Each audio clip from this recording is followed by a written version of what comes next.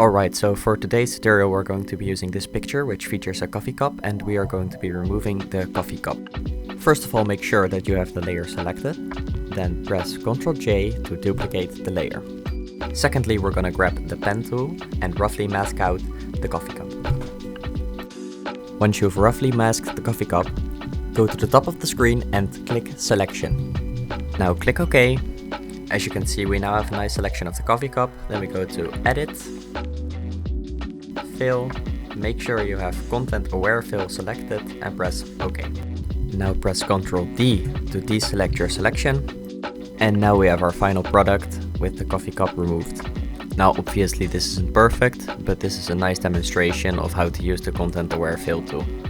If you like this video, feel free to subscribe and check out our other videos. Have a good day and goodbye.